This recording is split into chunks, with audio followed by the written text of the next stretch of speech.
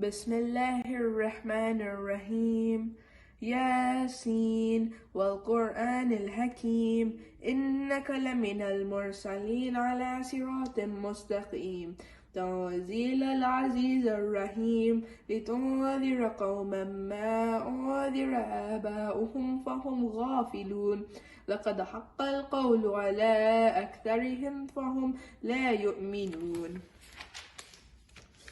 إنا جعلنا في أعناقهم أغلالا فهي إلى الأذقان فهم مقمحون وجعلنا من بين أيديهم سدا ومن خلفهم سدا فغشيناهم فهم لا يبصرون وسواء عليهم أنذرتهم أم لم تنذرهم لا يؤمنون.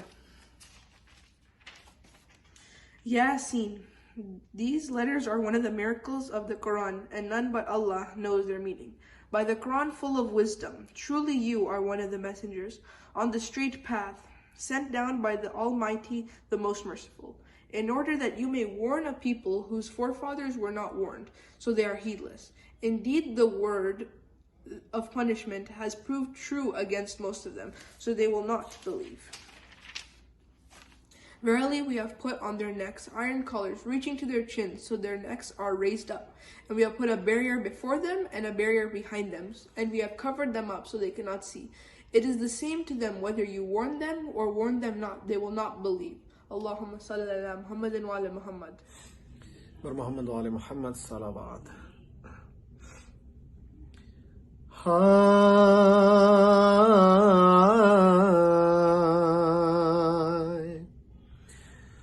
برچھی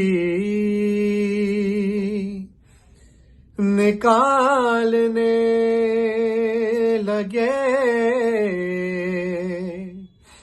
جب شاہ کربلا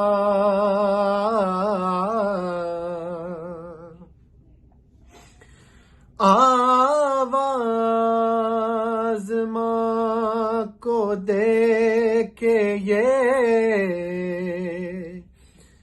مظلوم نے کہا ہے آپ کے حسین کی غربت کا انتہا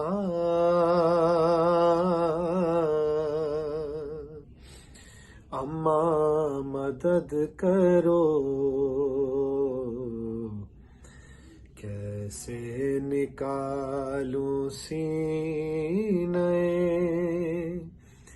اکبر سے میں سنا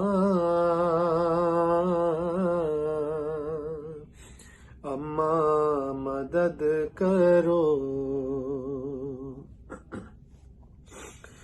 برداشت کس طرح سے یہ کر پائے گا حسین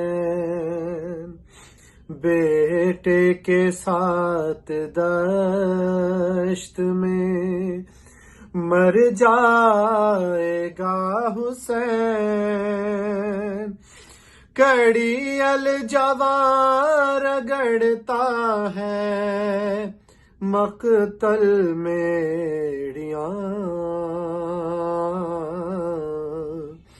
اماں مدد کرو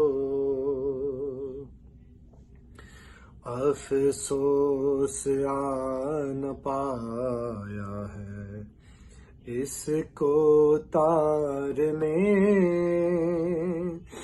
زین سے گرا دیا اسے نیزے کے وار نے ٹوٹی ہے آپ کی طرح اکبر کی پسلیاں اماں مدد کرو اکبر کے ساتھ ساتھ میرا دل بھی چھد گیا اٹھتا نہیں ہے ہاتھ تمہارے غریب کا، پہلے میرے کلے جیسے تم کھینچ لو سنا، اماں مدد کرو، پالا ہے جس نے نازوں سے ہے انتظار میں، چادر نہ بھول جائے وہ اکبر کے پیار میں، زینب کو روک لو کہیں آ جائے نا یہاں، اماں مدد کرو، آتی ہے شرم باپ کو بیٹے کے سامنے، آنکھوں پہ رکھ دو ہاتھ دکھائی نہ دے سے، روتے ضعیف باپ کو دیکھے نہ نوجوان، اماں مدد کرو، ٹوٹی ہوئی کمر ہے میری، میرا ساتھ دو، میں چاہتا ہوں خیمے میں اکبر کو لے چلو، زندہ تو دیکھ لے سے ایک بار اس کی ماں،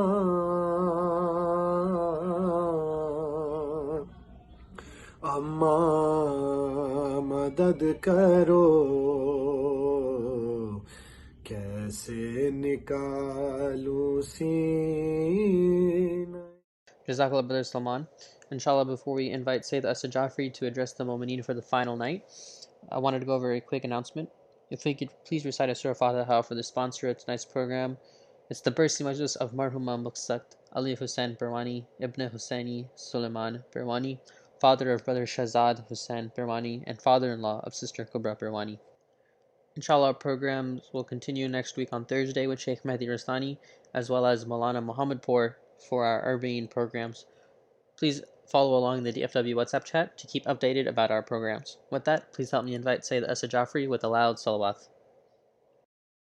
أعوذ بالله من الشيطان الرجيم بسم الله الرحمن الرحيم الحمد لله الذي لا يبلغ مدحته القائلون ولا يحصي نعماءه العادون ولا يؤدي حقه المجتحدون الذي لا يدركه بعد الحمم ولا يناله غوص الفطن ثم الصلاة والسلام على أشرف الأنبياء والمرسلين حبيب قلوبنا وطبيب نفوسنا وشفيع ذنوبنا سيدنا ومولانا أبي القاسم محمد اللهم صل على محمد وآل محمد وعجل فرجهم وآل بيته الطيبين الطاهرين المعصومين المظلومين لا سيما بقية الله في الأرضين صاحب العصر والزمان خليفة الرحمن إمام الإنس والجان ولعن الله أعداهم أجمعين إلى يوم الدين أما بعد فقد قال الله وقوله الحق بسم الله الرحمن الرحيم يا أيها الذين آمنوا قوا أنفسكم وأهليكم نارا صدق الله العلي العظيم اللهم صل على محمد وآل محمد وعجل فرجهم. Our discussion last night together, as I continue my weekend series with the City of Knowledge there in Dallas, Texas. I pray, inshallah, all of you are well. Last night, in this weekend of the Shahadat of Bibi Sakina, we talked a little bit about the importance of family and the overall concept that we need help domestically, all of us, to strengthen our marriages and to raise God-fearing and God-centric children. The amount of effort that I'm seeing put forth by today's parents is incredible. And this is a different era that we live in, and so our parenting has to now match the difference in the era. We simply can't cut and paste the parenting style that we were parented by our respective parents. And so yesterday we spoke a little bit about marriage and about the idea of it fulfilling an internal need that we have for companionship. And then we talked about early marriages, we talked about the idea of spouse selection, all that was yesterday. And as promised today, I want to speak a little bit about parents. And there's a lot to say, of course. I want to start you off with a little bit of a personal story, if you don't mind, of my own, just from my life. I've said this many times to all of you, and all of you know this very well, that I belong to a typical immigrant family from Karachi, Pakistan. My parents were born, or my parents migrated from Karachi in the early 70s to Toronto. I was born and raised here. The household environment was your typical Pakistani immigrant household environment. And I grew up thinking now that my parents didn't understand me. They didn't quite understand what I was going through. And how I came up to that conclusion, I have no idea. I think I did it on things that were baseless. Like maybe I thought that, they don't have the proper command of the English language. They were born and raised in a different part of the world. Maybe they're not in tune with what's going on in the world today. And this was back then, of course, when I was growing up here in Toronto as a teenager. And so I never saw them the way that I should have saw them. And in the process, I lost out on a lot. So I went through high school, I went through university, I went through my corporate years before going to the Hausa. I went to the Hausa very late in my life. I got married very late in my life. In fact, the same year that I got married was the same year I went to the Hausa. And before that, however, I saw my father and my mother just as somebody who was there to kind of make sure that I have a roof over my head and clothes on my back and food in my stomach. This idea of, life development and the ups and downs in life, and I didn't quite see them as a source of that. And so I went through, like I said, my educational career, entered corporate Canada before leaving for Qom. In the process, I made multiple mistakes. And I'm not talking about Sharia-wise. I'm just talking about the, just decisions I made and choices I made and things that could have been avoided. And if I spend half of tonight's discussion just on this personal story, it's enough for me. I want all of my youth out there, especially, and when I say youth, I mean anywhere from 12, 13 years old all the way down to even in your late 20s, to understand the wealth that you have if you are lucky enough to have both your parents inside of your home. If you are a child to a single parent, that's equally as wealthy. And I'll tell you, I'll carry on, move on with my story. My fondest memory of me and my parents were going to my center, Al-Mahdi, every single Thursday night. Initially, my father, Marhum, was very adamant about Thursday nights being the night for the center. So we didn't matter if we had an exam the next day or if we had a lot of homework. He would say, look, you're coming home by 4:30 from school. You have 3 hours to do whatever you need to do. But 7:15, you're in the car. We're going to the center for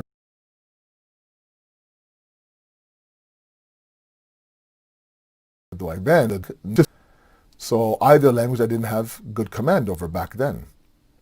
So it was, just 2 hours of getting through it because Dad said so. Eventually what ended up happening was that Thursday nights was, my favorite night of the week.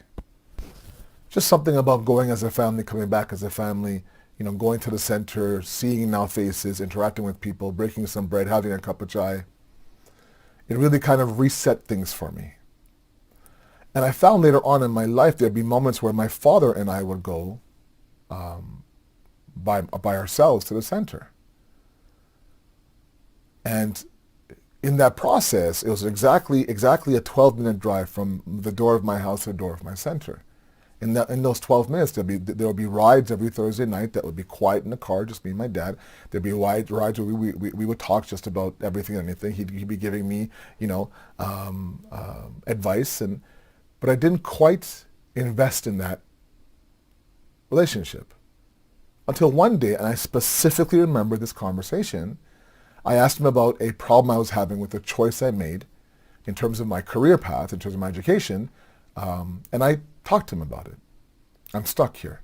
Because, sometimes, especially immigrant parents, they give you a little bit of a window to say, you can really kind of say what you want to them. Otherwise, if that window closes, then your mouth also closes, right? If the window opens a little bit, like if they're actually at that moment listening to you and they, then you take advantage. I found myself one day driving to Thursday nights to my center, and I felt like Dad had given me that little bit of a window.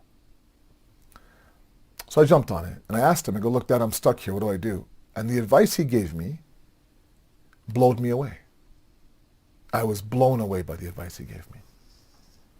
I was just blown away by the fact that he knew the market, he knew the education system, he knew my strength and my weaknesses. He had me figured out, absolutely. He told me, this route you won't survive because of you. This route might be good for you because I know the person you are. And it all came from a place of compassion, of love, and this obsession he had with my success. I took that advice. It turned out to be the best advice that I've ever been given. And then from then on, every little thing in my life, I would ask him. Even this move to the Hausa, I wanted to go to the Hausa very early. He said, look, if I were you, I would get your undergrad degree in the West, get married, take both your degree and your wife, and go to Qom if you want to. But do these two things first. Again, turned out to be amazing advice. And I slowly realized that this wealth of wisdom was inside of my house, right beside me my entire life. And I didn't tap into that wisdom. I lowered him to be an immigrant father who didn't quite understand his enigma child, and really there's nothing enigma about me.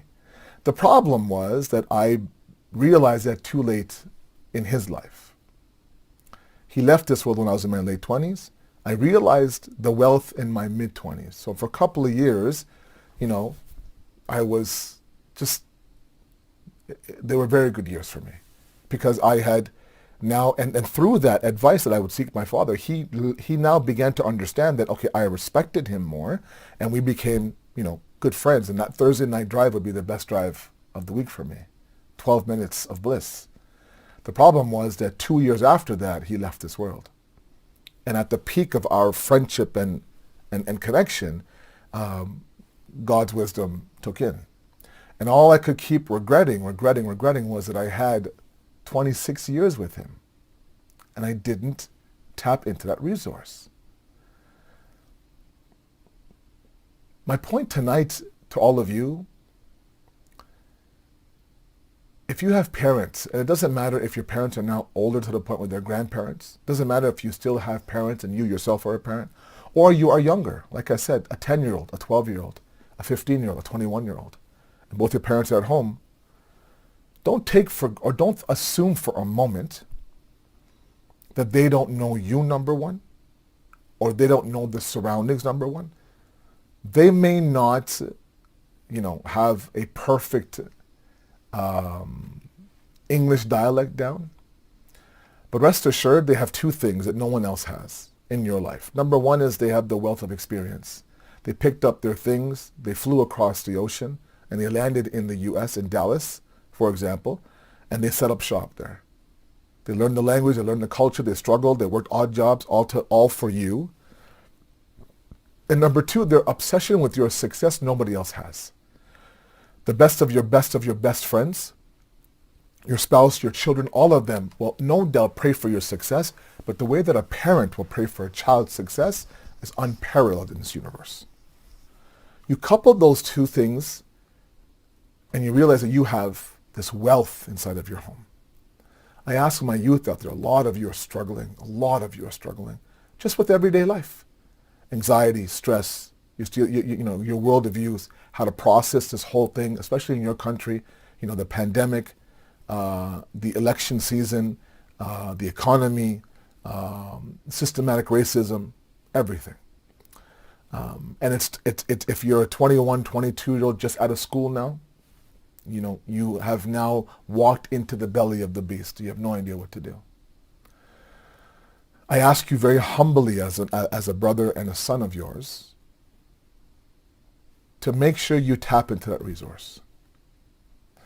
To see your parents around you as nothing but the biggest blessing from Allah subhanahu wa ta'ala. And don't do what I did. Don't wait too late to now connect with your father or your mother, whatever the case may be. They just may surprise you. Now, I'm not saying everyone is like that. There are some parents that have no clue. There are some parents who are okay with the fact that, look, I just need to keep you alive, and that's fine. But there are some of your parents out there who really have a great pulse on what's going on right now around the world. And their worldview, mixed with what they've seen, what they've experienced, blah, blah, blah, it will blow you away. My father's words blew me away, guys. And maybe that's why in the Quran, for example, Allah, whenever it seems as if He is inviting us to worship Him, within the same line, almost the same breath, metaphorically, of course, He's asking us to be good to our parents.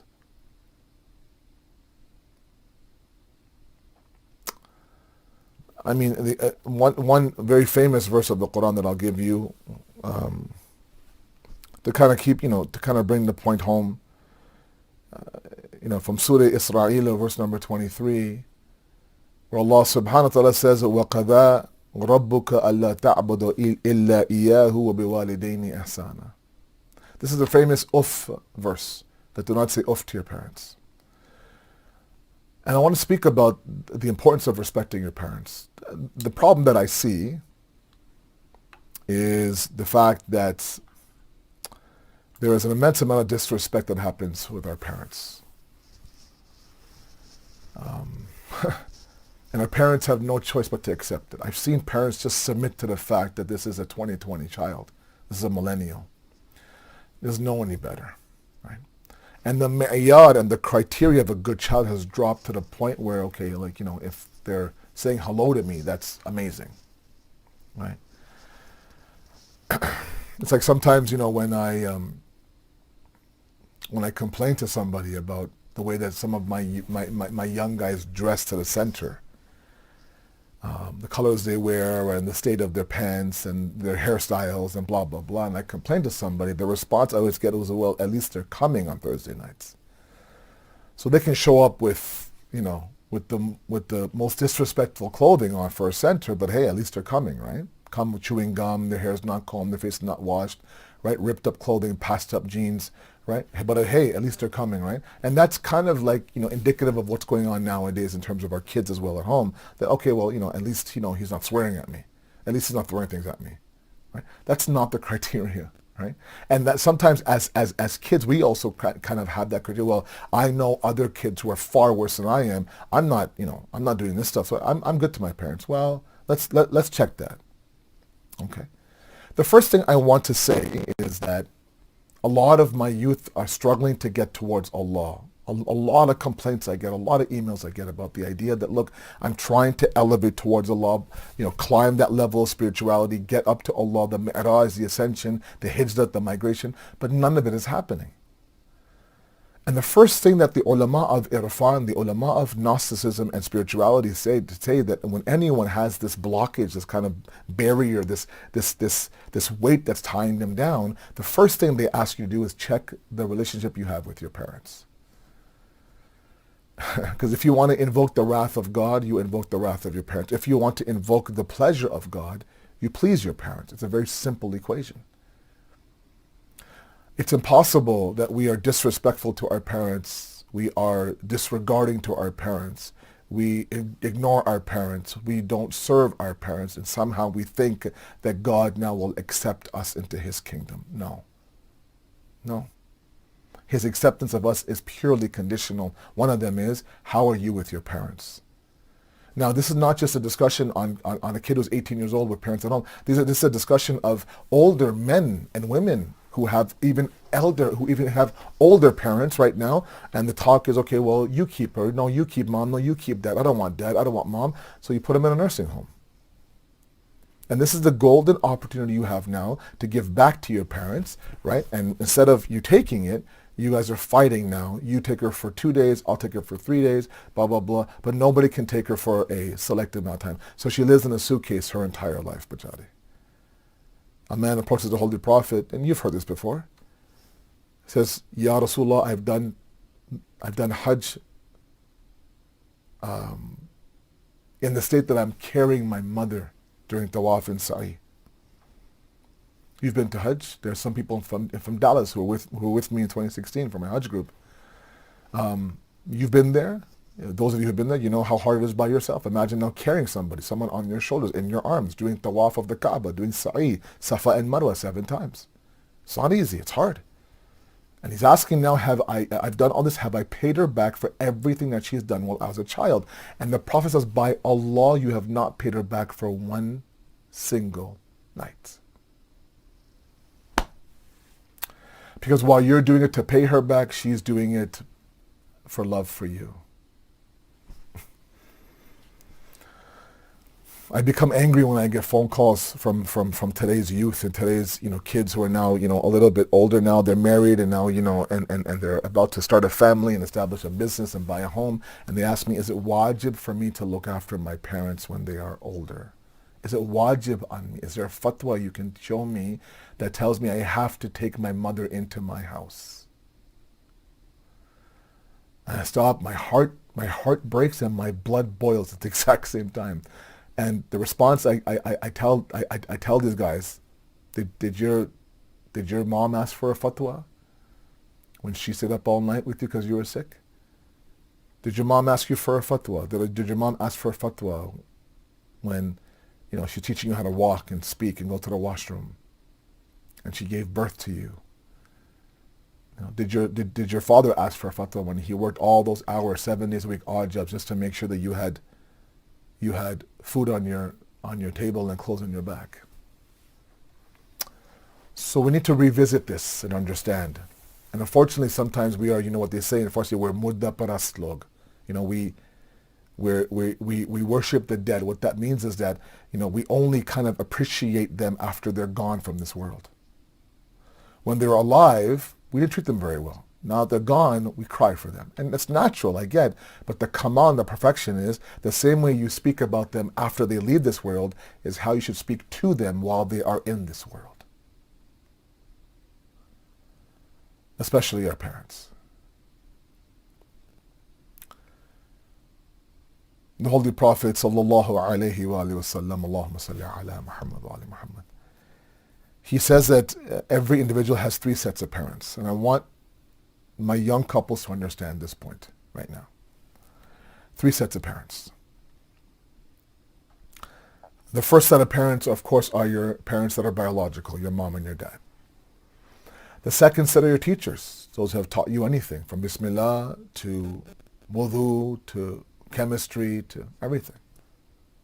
And here, of course, in the sense of tarbiyat and nurturing, a teacher, of course, is somebody who plays a heavy role in nurturing your academic mind, sometimes even your behavioral mind. And the third set of parents are the parents of your spouse, the Prophet says.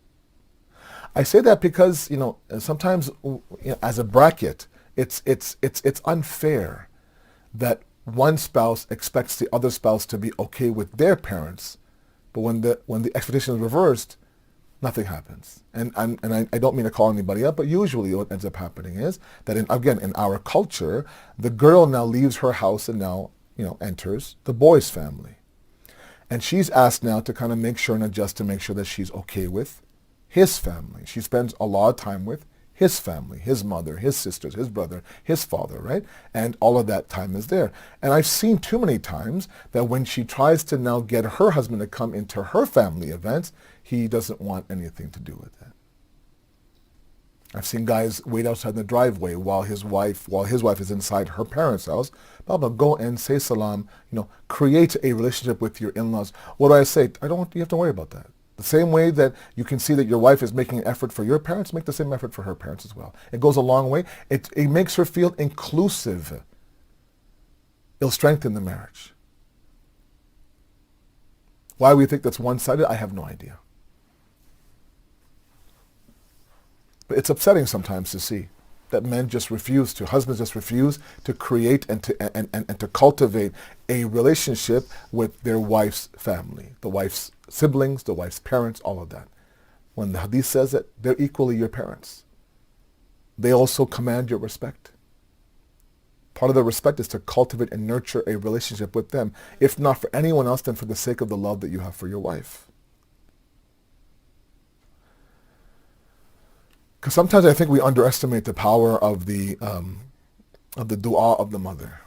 And if we realize how much they've done for us, I don't think that we would ever stop, serving them and stop praying for them. I'll give you one story. The life of Nabi Musa alayhi salam. It's a famous story, but one that I don't know if everyone has heard. But anyways, it's a good reminder for all of us. Nabi Musa is asking Allah, can you show me the ones that will be raised with me on the day of judgment? Okay. Raised with me on the day of judgment. And Allah now in his response to Nabi Musa says to go to so-and-so butcher shop. You'll see a young man there cutting meat. He is one of the people who will be raised with you on the day of judgment. Okay? So curious now, Nabi Musa ends up at the store of the butcher. He sees, just like God says, a young man cutting meat inside. He enters the store. He says, would you mind if I accompany you home tonight? So of course, it'd be my honor. I'm just closing up in 10 minutes. Let me just cut this meat and we'll go towards my home. Perfect. The shop is closed. They walk towards the home. They get inside this young man's house, and he asked Nabi Musa if you can just sit for a moment and just give me a moment. I'll be right with you. Okay, no problem. And Nabi Musa now watches him. The first thing he does is he puts the cut meat inside of a pot and begins to boil the pot with water. While that's boiling, he goes towards an older woman who's lying there in the main room on a takht, on a bed-like structure. He grabs a rather big tub almost like thing into the bathroom and carries this old woman into the bathroom. She comes back now, obviously freshly washed now, showered. He lays her down. He puts the tub back inside of the cupboard, grabs the meat, begins to mush the meat up. Okay, and he begins to feed this woman bit by bit. With every single bite that's coming into her mouth, she says something to him. Her lips are moving. He's finished now, puts the food away, tucks her into bed, and now she's comfortable. And then he comes to Nabi Musa. He goes, I'm sorry, I apologize. And they begin small talk, but Nabi Musa has to ask that, can you tell me who this was? And he said, this is my mother. And he said that every day I bring, some days I bring meat home for her. It's a little bit tough, so I boil it, and then I squish it, and then I feed her, and then I bathe her every so often. He said, what is it that she was saying to you with every bite? And he would say that she is giving a dua. She's asking Allah for a dua. What is that dua Nabi Musa asks? Allahu Akbar. My salam to his mothers out there. He said that she would say, Ya Allah, this is my son. Raise him on the day of judgment with Nabi Musa alayhi salam. And Nabi Musa now, with tears rolling down his face, he says to the man, that tell your mother that her du'as have become accepted. You inshallah will be raised with me on the day of judgment. This is the power of the dua of your mother. And Sometimes we don't quite understand how much love Allah has for us until we understand the love of a mother and a father that has for us. The Holy Prophet attends a funeral of a person's mother. They go through the tadfeen and talqeen and then bury the mother. Excuse me. And after all that, the Prophet now turns to the friends of this individual who just lost his mother, and he says to the friends, look after your friend from today. The protective shield and shade of the du'as of his mother are no longer with him in this world. The sacrifice of our parents towards us cannot be accounted for. Even if later on in their life now you believe, or I believe, that they've been unjust to us, or they have wronged us, even still, all those years when we were younger, an infant child, everything they've done for us is enough for a lifetime. Now you'll sit there and say, oh well, they have to, they have no choice. It's not true. It's not true. Everyone has a choice. Everyone has a choice. I want us to understand the role of the mom and the dad inside of our life, inshallah, and then we move towards Masa'id. And I'll use Imam Sajjad alayhi salatu wasalam's treatise on rights. There's a book online called The Divine Perspective on Rights. If you have a moment now, not right now, just Google that, Divine Perspective on Rights. You should see a link from al-islam.org. There is, it's a good book where it's a little bit of a shara and a commentary on Imam Sajjad's Risalatul Huquq, his treatise on rights. In there, he speaks about the right of the father. He says, you should know that your father is the asal and you are the far. Meaning what? That your father is the root and you are the branch. Okay? The strength of the branch, the beauty of the branch, the flexibility of the branch, the usage of the branch all depends on the strength of the root. If the root is weak, the branches for sure are weak. I've yet to see a tree that has strong branches and weak roots. At the same time, I've yet to see a tree that has strong roots and weak branches. It's a correlation, and it is a combination that, of course, is seen in nature. He says if there's any good inside of you, strength, courage, determination, resistance, all that comes from where? From the root, from your father. Okay. Know that, you resemble that very well. I mention this a lot to those fathers who are raising young children, that understand that there's a window right now. If you have a child who's less than 10, less than 11, let's say, for example, that window right now is a prime golden opportunity for you to really truly set in this beautiful, beautiful characteristics of a believer inside of your young child. Because this is the window where your son looks at you as the father, as his superhero, as I often say. Okay? He wants to talk like that. He wants to walk like that. He wants to eat like that. He talks about you in the playground. He brags about you to his school. Then my dad has muscles this big. My dad one time lifted a fridge with one hand. If he sees you, for example, lifting a heavy box, whoa, Dad, you're like Superman. Yeah, I'm like Superman. So you're everything. You're Batman. You're Superman. You're the Dark Knight. You're the X-Man. You're everything. You're Iron Man. You're Captain America. You're all of that in one for him. Right? And then that window now, he lives in a life of imitation. He'll sit the way you sit. He'll hold his pen the way you hold your pen. Right? If you're tapping your finger while you're sitting on the phone, he'll tap there beside you. Just somehow to become like Dad, become like Baba, become like Baba. In those times now, he is uncultivated land, as Imam Ali says. You have to completely, absolutely plant all the goodness that later on now he will begin to see the growth of that inside of them. Okay. My father, marhum, worked very odd jobs until he got established. 7 days a week he was always out of the house, simply because he just arrived from Pakistan, right? He's trying to establish himself. And I would ask him later on in my life, why'd you make that very difficult migration? He said there was no future for you guys in Pakistan. We wanted you to get the best education here. Imagine now.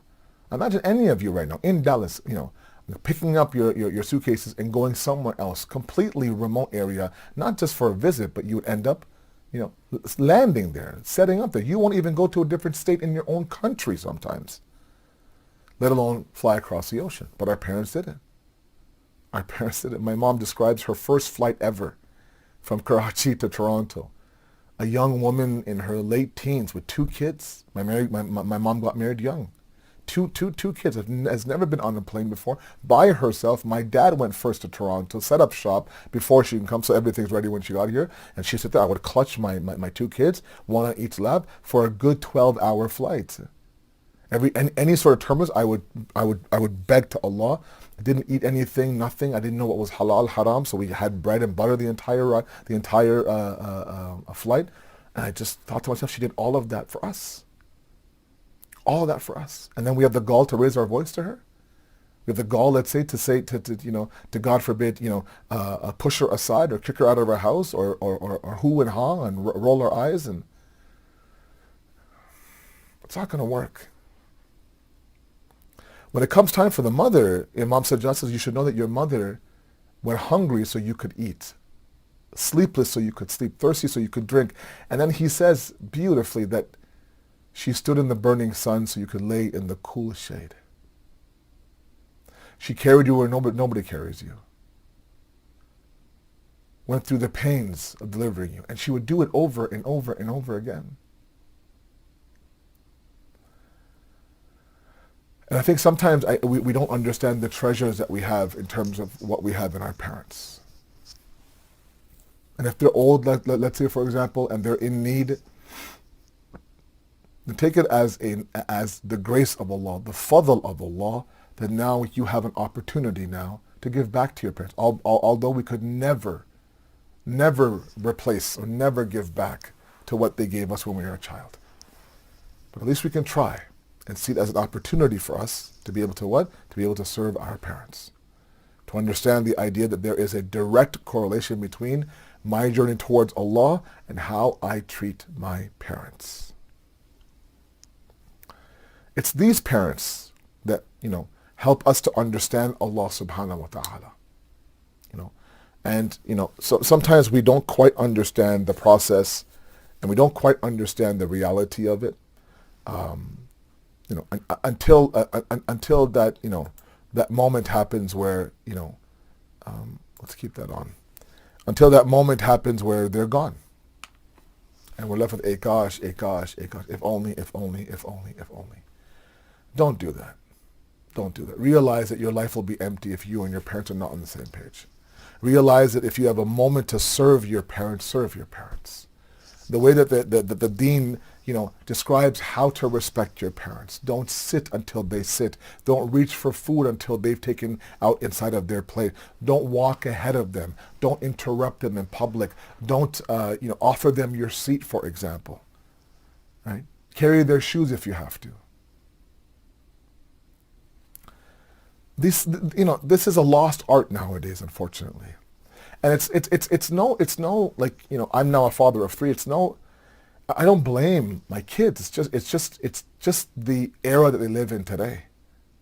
I'll give you a very simple example. I mean it, and I don't like today. I'm going to be speaking to you. It's not a very content heavy majlis. I just want, I'm just talking to you about these things because there's things that I see that hurt me, and and I didn't realize any of that until, of course, I had my own kids. Sometimes, I'll call my daughter while I'm in the kitchen and she's in her room and she'll answer me from her room. Meaning she'll raise her voice to answer me.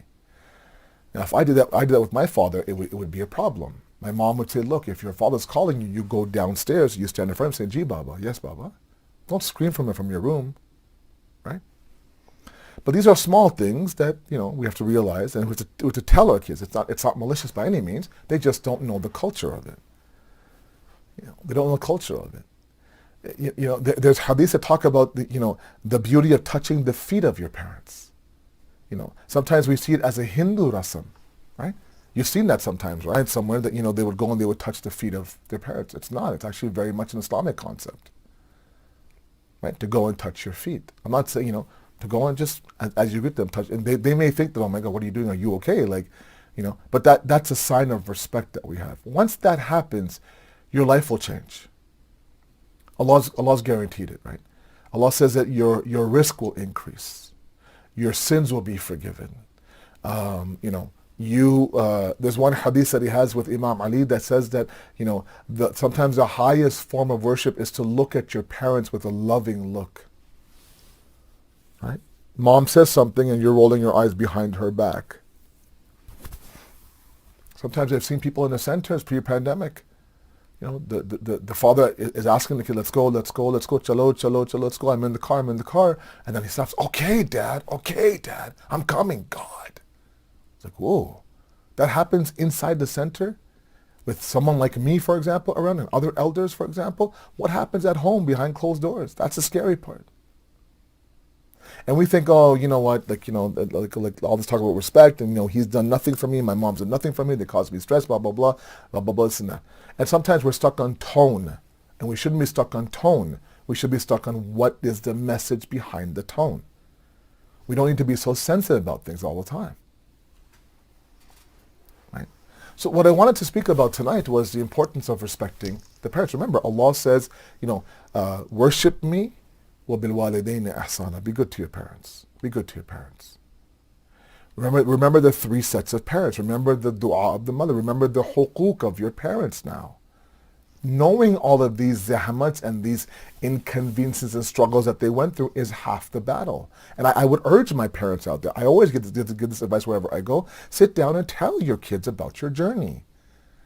They just see the end result of the journey. They see when things are established. Tell them about, your time.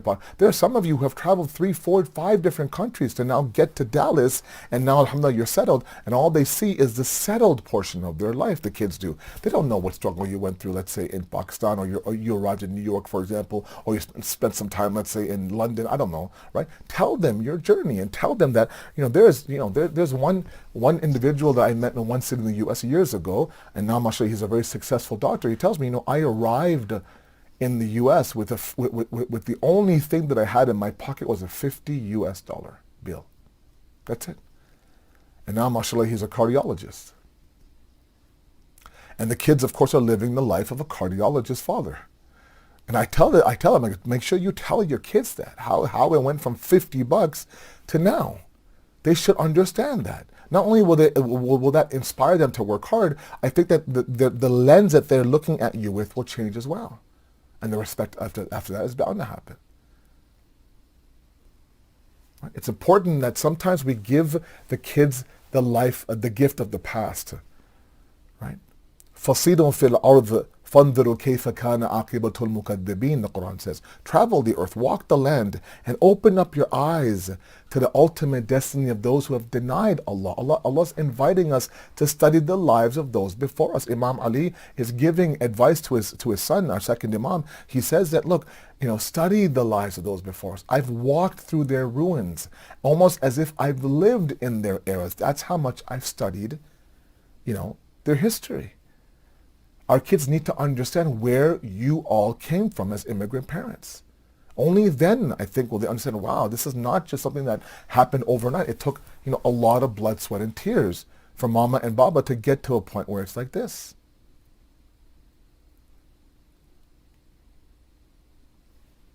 And you look at that love that a daughter and a father have, and you see it up and down the Ahlul Bayt. That respect, that love. And perhaps in Karbala, there's no better way to capture that than with Bibi Sakina and Imam Hussain.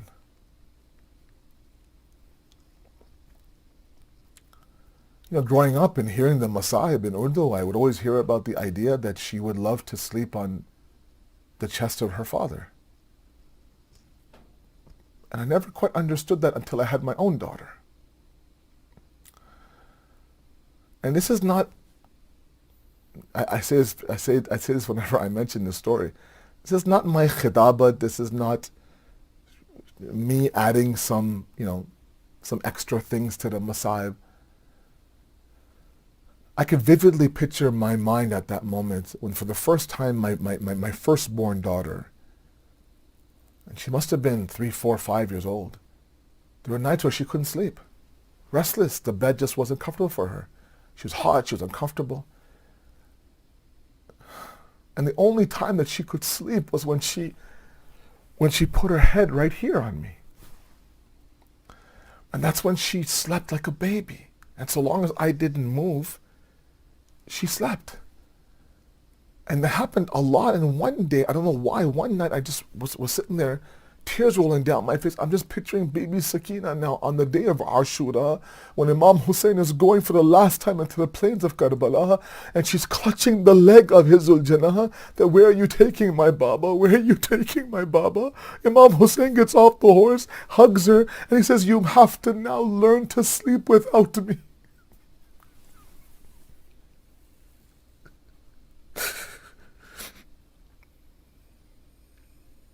She says her al-Wida to her father on the day of Ashura. The next time she sees her father vividly is a dream. And Sheikh Abbas Qumi narrates that on the night of the 10th of Safar, in the middle of the night, she sees a dream.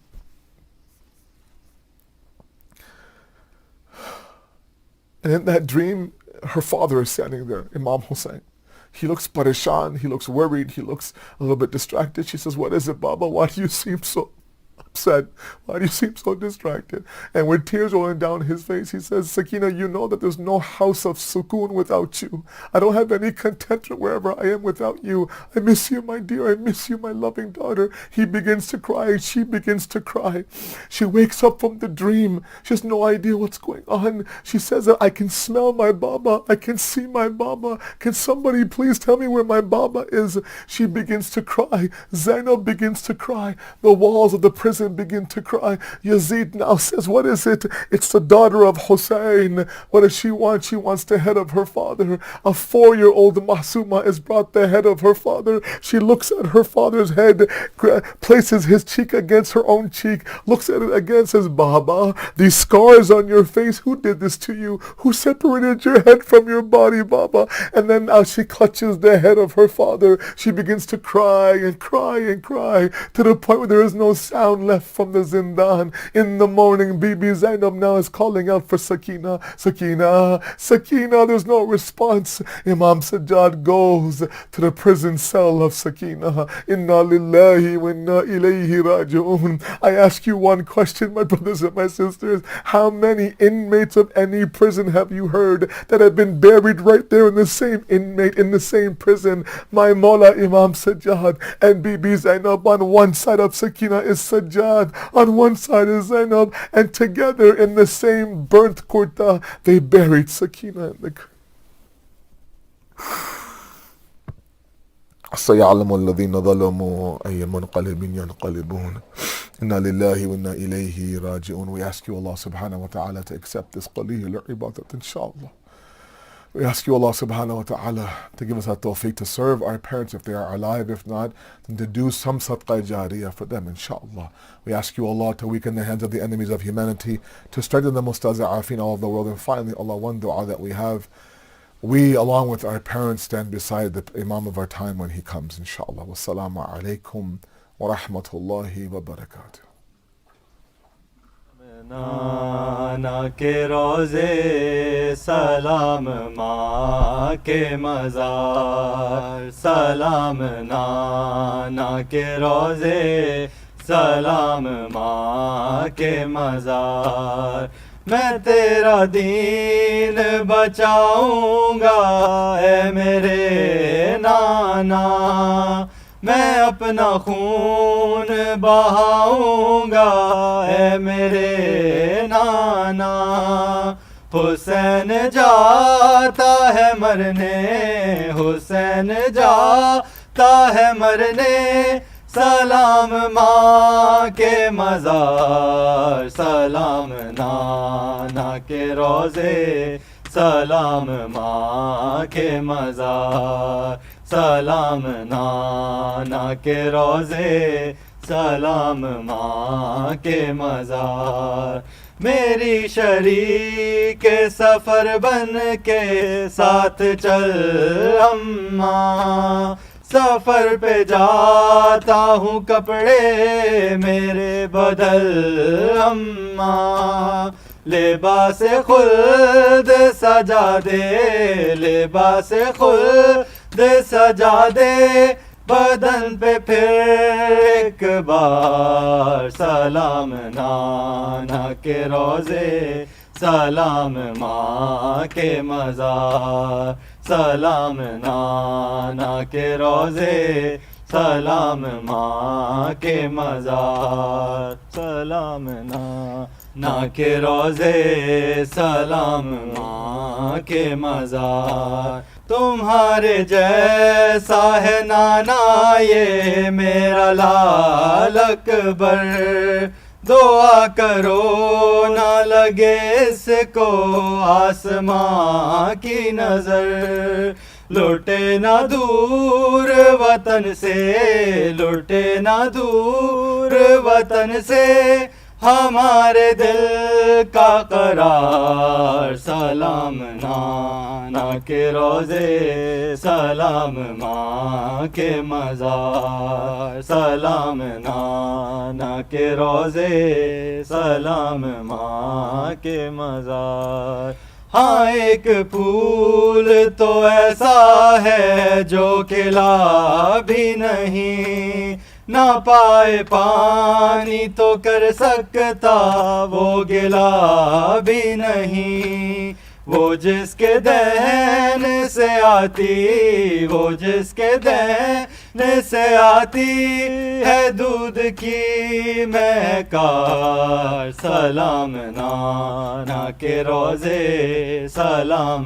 ماں کے مزار سلام نانا کے روزے سلام ماں کے مزار میری سکینہ کہاں اور حسن کے بند کہاں زمین گرم پہ چلنا اسے پسند کہاں قدم وہ پھول سے نازک قدم وہ پھول سے نازک وہ راستے پرخار سلام نانا کے روزے سلام ماں کے مزار سلام نانا کے روزے سلام ماں کے مزار السلام علیک یا رسول اللہ السلام علیک یا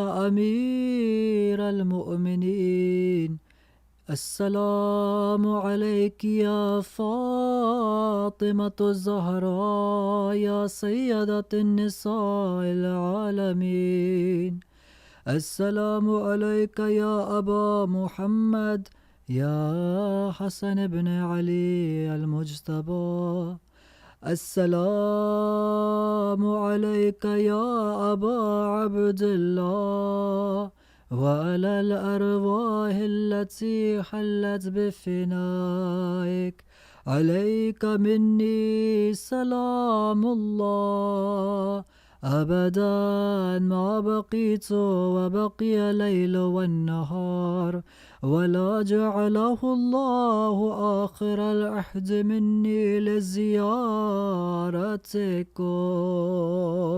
السلام على الحسين وعلى علي بن الحسين وعلى أولاد الحسين وعلى أصحاب الحسين السلام عليك يا قمر بني هاشم يا أبو الفضل العباس بن أمير المؤمنين السلام عليك يا أم المصائب يا زينب بنت أمير المؤمنين السلام عليكم يا شهداء كربلاء جميعا ورحمة الله وبركاته.